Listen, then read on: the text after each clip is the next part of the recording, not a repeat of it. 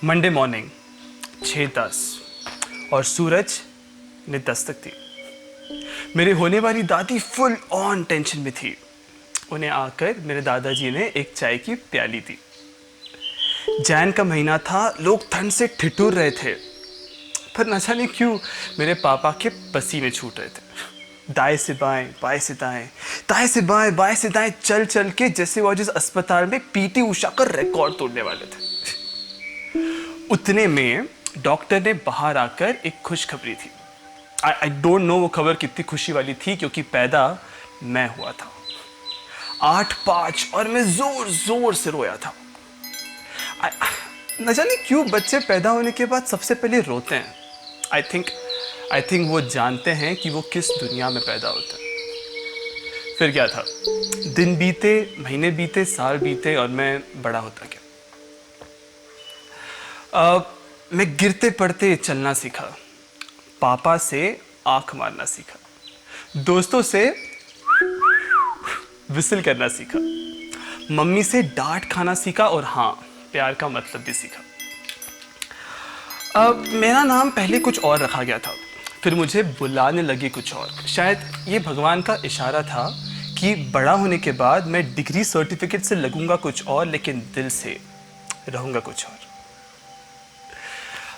बचपन में मैं जब भी बीमार पड़ता था, मेरे पीछे पूरा का पूरा ब्रिगेड खड़ा होता था। अगर मैं गलती से भी एक बार, बस एक बार चीख देता, तो मेरे सामने दवाइयों का बुफे लग जाता था। हाँ, अगर मैं कुछ गलती करूं तो डांट भी खाता था। अगर मैं खेलते खेलते गिर जाऊं तो दर्द उन्हें भी होता था। मेरे आंसुओं के साथ उनका आंसू भी छलक आता था।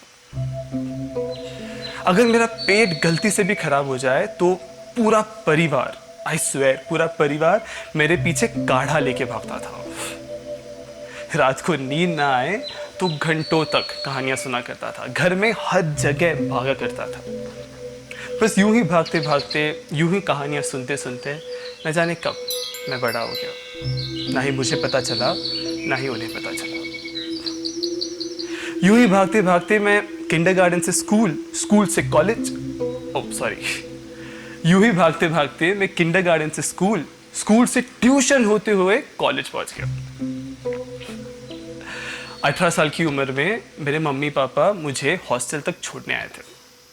दारू मत पीना, स्मोक मत करना, बुरी आदतें मत लगाना, खाना टाइम पे खाना, ये बस यही कहे जा रहे थे।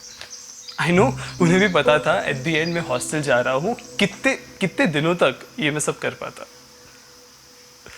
शाम को जब उनके जाने का समय आया, मैं बस हॉस्टल की तरफ चलता गया।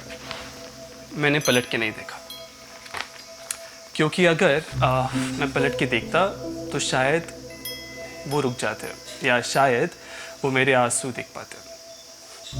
उस दिन से आज तक मैं बस यूं ही चलता गया।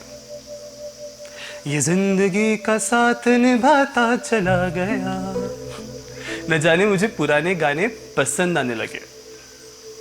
दोस्तों के साथ बैठ के जब हम जवां होंगे, जाने कहाँ होंगे, ऐसे गाने गाने लगे। गर्ल्स हॉस्टल को सामने देख, मेरे सामने वाली खिड़की में एक चांद सा टुकड़ा रहता है, ये गुनगुनाने लगे। और फिर ब्रेकअप के बाद प्यार हमें किस मोड़ पे ले आया, ये बस लूप पे सुनने लगे।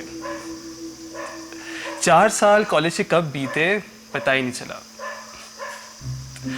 जब मैं कॉलेज से बाहर निकला तब रियलाइज हुआ कि अब मंडे मॉर्निंग का फिजिक्स लेक्चर नहीं, मैनेजर की डांट सुननी पड़ेगी। अब घर आके दोस्तों के साथ चिल या टाइम पास नहीं, जल्दी सोना पड़ेगा, क्योंकि अगले दिन जब 6:10 को सूरज के दर्शन होंगे, मैं टेंशन में उठूंगा। 8:05 को जब रोते रोते मैं घर से बाहर निकलूंगा, तब जाके 9:30 बजे ऑफिस पहुंचूंगा। और फिर जब घर वालों से बात करूंगा, वो यही कहेंगे कि न जाने तू कब बड़ा हो गया। हाँ, मैं बड़ा तो हो गया, लेकिन कुछ चीजें अब तक नहीं बदली। जैसे मेरी माँ का प्यार, मेरे पापा का दुलार, मेरे दादा दादी का अनकंडीशनल प्यार। मतलब मैं अगर कोई गलती भी कर दूं तो कुणाल ने किया ही नहीं होगा। मेरे दोस्तों का साथ, और हाँ, मेरी ये दिल की आवाज, ये नहीं बदली। और ये मुसाफिर इसी दिल की आवाज़ को लिए यूं ही चलता जाएगा, क्योंकि मुसाफिर हूँ यारो, ना घर है ना ठिकाना, मुझे चलते जाना है, बस चलते जाना। मुसाफिर हूँ यारो, ना घर है ना ठिकाना, मुझे चलते जाना है, बस चलते जाना।